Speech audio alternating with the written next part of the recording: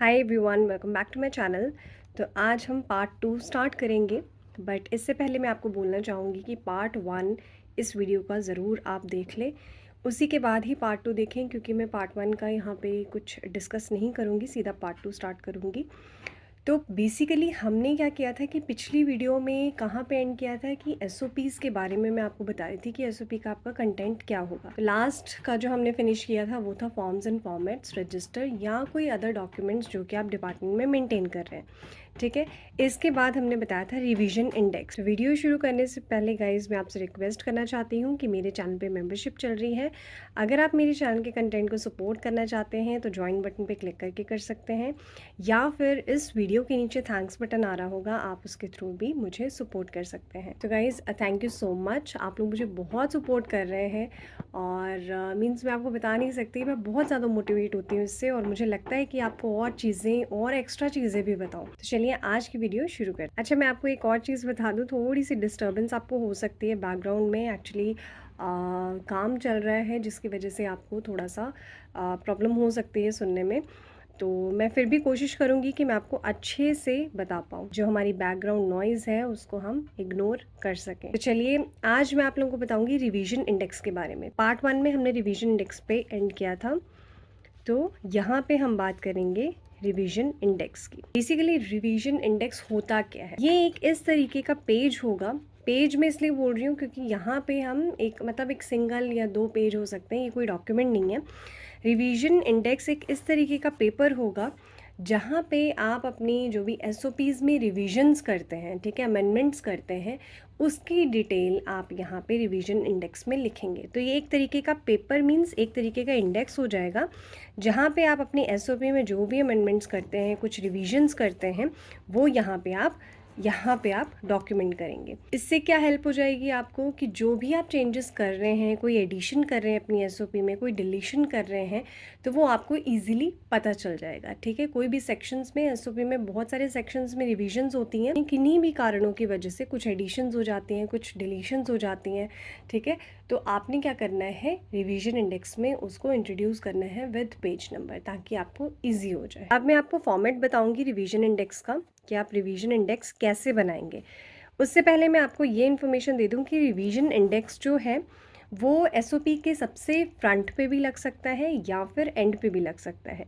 तो मेरे हिसाब से आप इसको फ्रंट पे लगाएं तो आप लोगों के लिए इजी हो जाएगा, क्योंकि इससे क्या है, आपको बहुत इजीली पता चल जाएगा कि आपने कौन कौन से अमेंडमेंट्स के सेक्शंस में किए हैं, और जब आप उसको पढ़ेंगे डॉक्यूमेंट को तो आपको पता चल जाएगा अच्छे से। और अगर आप इसको एंड में लगाएंगे तो थोड़ी बहुत डिफ़िकल्टी होती है, अदरवाइज कोई इसमें प्रॉब्लम वाली बात नहीं है। आप एंड पे भी लगा सकते हैं और फ्रंट पे भी लगा सकते हैं, बट मेरे अकॉर्डिंग फ्रंट पे लगाएं तो ज़्यादा बेटर है। तो ये हमारा बेसिकली फॉर्मेट है रिवीजन इंडेक्स का।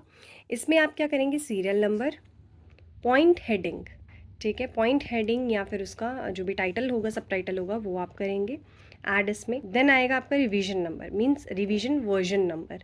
देन आएगा आपका ओल्ड वर्जन नंबर, ठीक है। देन आएगा डेट ऑफ रिवीजन और रीज़न क्या है चेंजेस के। आपको मैं एग्जाम्पल के साथ समझाती हूँ, आपको ज़्यादा अच्छा समझ आएगा।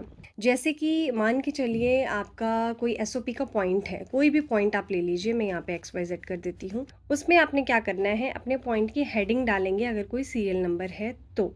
बट यहाँ पे इस पर्टिकुलर चीज़ के लिए मैं आपको एग्जांपल दे रही हूँ रिवीजन चेंज का, तो यहाँ पे हमारा सीरियल नंबर नॉट एप्लीकेबल होगा। ठीक है, समझ गए आप, सीरियल नंबर हमारा नॉट एप्लीकेबल होगा, क्योंकि यहाँ पे मैं आपको रिवीजन का एग्जाम्पल दे रही हूँ। अब हमने जो पॉइंट हेडिंग है हमारी वो ये होगी कि हमने न्यू वर्जन जो है कीमोथेरेपी एसओपी का इंट्रोड्यूस किया है। ठीक है, new version means completely change SOP नहीं, कंप्लीटली चेंज वर्जन। ठीक है, तो हमने क्या किया है, पॉइंट हेडिंग है हमारी कि हमने एक न्यू वर्जन जो है वो लाया है एसओपी का, कीमोथेरेपी एसओपी का, और उसको हमने रिव्यू किया है, साथ ही में हमने उसको अपडेट किया है। अब मेरी बात ध्यान से सुनना, हमारा रिवीजन नंबर है 2.0। ठीक है, रिवीजन वर्जन हमारा है 2.0, ओल्ड वर्जन नंबर है हमारा 1.0। अब रीज़न क्या है चेंजेस का, रीज़न ये हो सकता है कि हमने प्रोसेस चेंज किया है, या फिर हमने कुछ एडिशन किया है, डिलीशन किया है हमारी ऑब्सोलेट वर्जन में। ऑब्सोलेट वर्जन कौन सा हो जाएगा? 1.0। तो हमारा जो रिवीजन वर्जन है वो 2.0 न्यू है और ओल्ड वर्जन हमारा 1.0 है। इसमें हमने चेंजेस किए हैं 1.0 में और बहुत सारे चेंजेस हो गए हैं। ठीक है, प्रोसेस में चेंजेस हुए हैं, कोई डिटेल है उसमें, काफ़ी एडिशंस हुई हैं, डिलीशंस हुई हैं। और जो भी आपका ऑब्सोलेट वर्जन है 1.0 और हमने न्यू वर्जन क्रिएट किया है 2.0 जिसमें हमने अपडेटेड प्रोसेसेस और फंक्शंस डाले हैं कीमोथेरेपी के। अब यहाँ पे ध्यान देने वाली बात ये है कि हमने रिवीजन नंबर कब चेंज करना है। ठीक है, आप एसओपी में रिवीजन इंडेक्स में देखेंगे कि हमारी इस पर्टिकुलर चीज़ में या इस पर्टिकुलर फंक्शन में या इस पर्टिकुलर कोई प्रोसेस में चेंजेस हुए हैं तो हम सिर्फ वही चीज़ लिखें। बट रिवीजन कब चेंज होता है? जब आपकी एसओपी में बहुत सारे चेंजेस हो जाए, मींस कि वो रीडेबल फॉर्म में ना हो, बहुत सारे जो है वो चेंजेस होते जाएं तो फिर आप बिल्कुल रिवीजन चेंज कर सकते हैं। ये रिवीजन का एग्जांपल मैंने आपको इसलिए दिया है क्योंकि इसमें मुझे कन्फ्यूजन नज़र आती है। बहुत लोग इसका क्वेश्चन करते हैं कि रिवीजन कब चेंज हो जाता है। ठीक है, एक असेसर के टाइम पे ऐसा हुआ था कि एक जब स्टाफ से क्वेश्चन पूछा गया रिवीजन क्यों चेंज हो गया, इसका आपके पास पुराना है, तो जो क्वालिटी मैनेजर था उसके पास न्यू वर्जन था और जो बेसिकली स्टाफ था वो कंफ्यूज हो गया कि अब मैं क्या दिखाऊं क्योंकि उनको इसके बारे में नॉलेज नहीं थी। तो उन्होंने जो पुराना वर्जन उठा के दिखा दिया। तो तभी उनसे क्वेश्चन किया गया है कि ये पुराना है, ये नया है, ऐसा क्यों? तो वो कंफ्यूज हो गए, उनको नहीं पता था इसमें कुछ चेंजेस हुए हैं। एक्चुअली बताने के बाद भी उनको नहीं समझ आया था कि क्या चेंजेस हुए हैं, क्या चीज़ है। ट्रेनिंग में भी उन्होंने इतना ध्यान नहीं दिया था, जबकि जब बाद में रूट कॉज किया गया तो ये सब चीज़ें पता चली। तो इसीलिए ये मैंने आपको एग्जांपल दिया है कि रिवीजन चेंज कब होता है, जब हमारी एसओपी में बहुत सारे चेंजेस हो जाएं, बहुत सारे मीन्स एंटायर एसओपी आपको चेंज करनी पड़ जाए। इसी के साथ मैं आपको दूसरा एग्जांपल भी बता देती हूँ। जैसे कि मान के चलिए आपकी एसओपी में नर्सिंग प्रोटोकॉल जो है कीमोथेरेपी सर्विसेज के लिए चेंजेस हुए, थोड़े बहुत चेंजेस हुए। ठीक है, आपने उसमें क्या किया है कि एक न्यू सब पॉइंट जो है वो ऐड कर दिया। आपकी जो पर्टिकुलर कीमोथेरेपी की सर्विसेज है, जो नर्सिंग प्रोटोकॉल्स हैं, उसमें एक छोटा सा पॉइंट आपने ऐड कर दिया। अच्छा, यहाँ पे मैं आपको एक और चीज़ बताना चाहती हूँ कि जब भी आपने कोई चेंजेस करने हैं तो आप अपने करंट वर्जन में, जो कि अभी हमने बताया कि 2.0 चल रहा था, 2.0 चल रहा था, तो उसमें आप ये चेंजेस रिफ्लेक्ट करेंगे डिफरेंट फॉन्ट में। सिमिलरली क्या होगा कि आपका रिवीजन वर्जन जो है वो 2.0 होगा। देन जो ओल्ड वर्जन है उसको तो ज़रूरत नहीं है, not applicable. Then date of revision, हमने डेट ऑफ रिवीजन शायद पहले बात नहीं की थी, तो डेट ऑफ रिवीजन भी आपने डालने की कब आपने रिवाइज़ किया है। ठीक है, तो यहाँ पे कब आपने ये पॉइंट नर्सिंग प्रोटोकॉल का रिवाइज़ किया है वो आपने ऐड करना है। और रीज़न, जैसे मान के चलिए आपकी इंस्पेक्शन हो रही थी, कुछ असेसर्स ने बता दिया कि आपके नर्सिंग प्रोटोकॉल में ये चेंजेस होने चाहिए। ठीक है, आपके एसओपी में ये चेंज आप कर सकते हैं। तो आपने यहाँ पे क्या लिख दिया पॉइंट में कि as per the recommendation given by the NABH assessors during the so audit. ठीक है, चाहे वो आपकी रीन्यूअल ऑडिट हो, चाहे वो आपकी सर्वेलेंस ऑडिट हो, चाहे वो आपकी फाइनल इंस्पेक्शन हो, किसी में भी आपको अगर कमेंट्स मिले हों, क्योंकि क्वालिटी मैनेजर्स आपके साथ जाते हैं, असेसर्स के साथ जाते हैं, तो वहाँ पे वो नोट डाउन करते जाते हैं। अगर कोई चेंजेस स्पेसिफिकली SOPs में होते हैं तो वो आप ऐड कर सकते हैं। ठीक है, अब थोड़ा सा हम बात कर लेते हैं जॉब रिस्पॉन्सिबिलिटीज़ और जॉब अथॉरिटीज़ के बारे में। उसका फॉर्मेट मैं आपको बताऊंगी, बट उससे पहले हम अथॉरिटीज़ क्या होती हैं, रिस्पॉन्सिबिलिटीज़ क्या होती हैं, इसका डिफरेंस जान लें। और ये स्पेसिफिकली HR डिपार्टमेंट के लिए है, बट बाकी लोग भी देखेंगे तो उनके लिए काफ़ी हेल्पफुल हो जाएगा कि उनको भी समझ आएगा कि हमारी रिस्पॉन्सिबिलिटीज़ हैं, हमारी रिस्पॉन्सिबिलिटीज़ क्या हैं, हमारी अथॉरिटीज़ क्या हैं, क्योंकि यहाँ पे कन्फ्यूजन होती ही होती है, जो कि मैं आपको बहुत ही सिंपल वर्ड्स में अभी एक्सप्लेन करने वाली हूँ। हम बात करते हैं सबसे पहले रिस्पॉन्सिबिलिटीज़ की।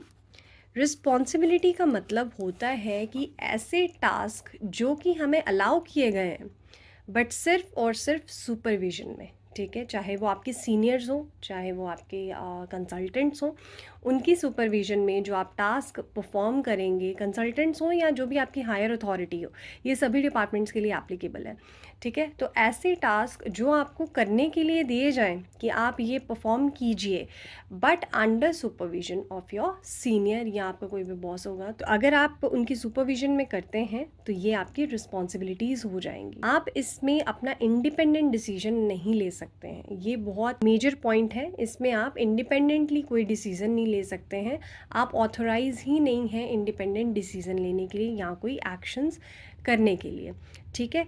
ऑन द अदर हैंड क्या है, अथॉरिटीज़ क्या होती हैं?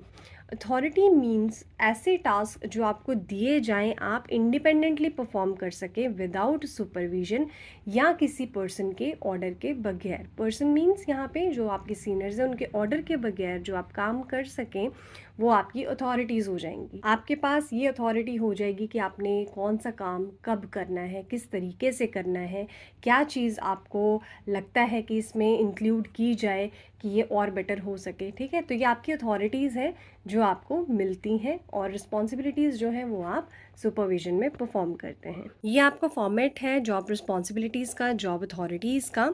इसमें क्या आएगा, पर्सन की डेजिग्नेशन, ठीक है, उसकी रिस्पॉन्सिबिलिटीज़ क्या हैं, उसकी अथॉरिटीज़ क्या हैं उस पर्सन की, और कौन जो है उस पर्सन को सुपरवाइज़ करेगा और कौन को रिपोर्ट करेगा, ठीक है? फॉर एग्ज़ाम्पल जो है कोई सीनियर नर्सिंग स्टाफ है, ठीक है, उसकी रिस्पॉन्सिबिलिटीज़ आप पॉइंट वाइज मेंशन करेंगे, उसकी अथॉरिटीज़ भी आप पॉइंट वाइज मेंशन करेंगे। कौन सुपरवाइज करेगा उस नर्सिंग स्टाफ को, जैसे कि नर्सिंग सुपरवाइज़र।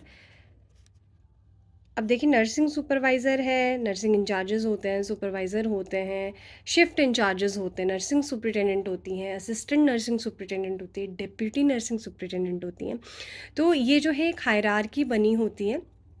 तो ये हायरार्की में जो सीनियर स्टाफ नर्स है वो रिपोर्ट करेगी नर्सिंग सुपरवाइज़र को। अभी हम सीधा सुपरिटेंडेंट, एएनएस, डीएनएस किसी पे नहीं गए, ठीक है, इंचार्ज किसी पे नहीं गए, हम सीधा सुपरवाइज़र पे गए। नर्सिंग सुपरवाइज़र जो है इनको सुपरवाइज करेगा, और ये जो सीनियर स्टाफ नर्स है ये रिपोर्ट किसको करेगी, अगेन नर्सिंग सुपरवाइज़र को। सिमिलरली आपको एक दूसरा एग्जाम्पल मैं दे देती हूँ।